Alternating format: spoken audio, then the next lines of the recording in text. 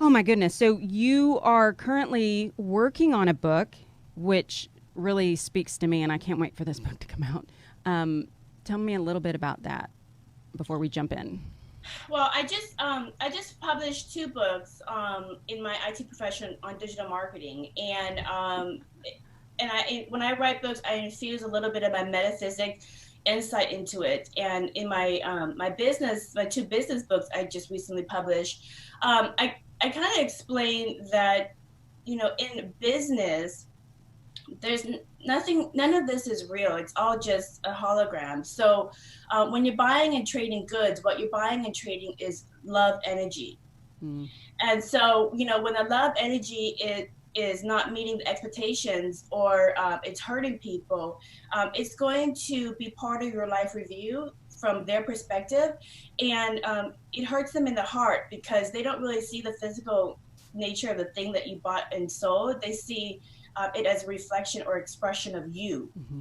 So I kind of go into that love energy and how we are all just trading compassion and love amongst each other, and try to be integrous in your work, because in the future the politicians are the business people. We're starting to kind of see that in a Yeah, roundabout way. Hmm. Well, yeah, the not even roundabout. politicians. Yep. In the galactic age, the politicians of the future are going to be the business people, and the business people are ruled by the technology. Who has the best technology? So a lot of the lamas and the gurus and the very high frequency individuals of today will incarnate at some point into the future into these positions. So they need to have a basic background of business integrity. Oh, I love that. I would not have put that together. Because you would think it would be the other way around. The leaders would be the spiritual folks, not. Anyway, that's cool. Well, Yeah, so that maybe there's a different show that we talk about business integrity. yeah, Um, no, but it's yeah, important. but it is very important. And I in QHHT right now, I get programmers, and they in their past lives they used to be monks, and now they're infusing their metaphysical knowledge into making video games. Hopefully for the better. I have three boys, and they love the games, and anyway, that's a whole other That's a subject whole too. nother show. Well, okay, so you had said that you were regressing quite a few folks from the Tibetan background. And I don't know why that caught me off guard. I think of QHHT being such a mainstream.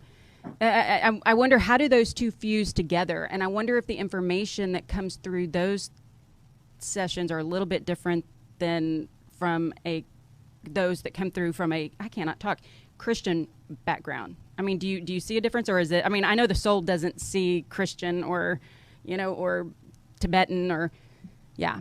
Yeah. So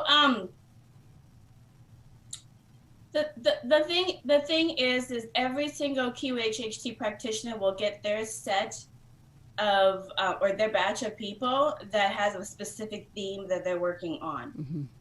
Oh, so Okay. you see groups, like groups of folks come to you. Hmm. Well, not groups of Soul folks, family. but the types of people that come to me have the same typical theme. Right. And many of the people that come to me for a session are really, really old souls. Hmm. So they're either indigo, or they're part of the volunteers, or they're starseeds, and they're here for the first time, trying to be part of the awakening and ascension process with Earth to help her out. And they're just kind of here on a travel visa, and they're really confused on kind of how to adjust, and a lot of things are very foreign to them, because in their consciousness, um, this is not how people act. It's kind of primitive in Hmm. their eyes. Yeah.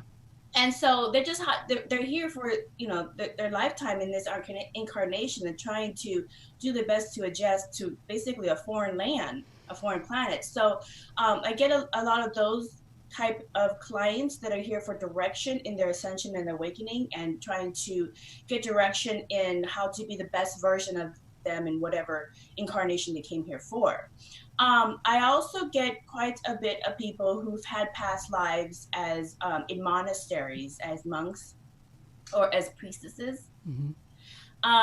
and and again they volunteered as well. And in the Buddhist tradition, I know Dolores can in her practice, they have the three waves of volunteers, the indigos and crystals and starseeds. In the Buddhist tradition, we have the belief in the Toku children. And the Toku children, just in short, are basically really, really old souls that have reached a certain level of frequency or consciousness, and they come back and brought some of their knowledge from the spirit world into their current incarnation to help raise the consciousness of everybody else. So right now, there is a surge of coronations of Toku children in different monasteries that's come back, and they've proven themselves because they have provided information of previous incarnations to be accurate.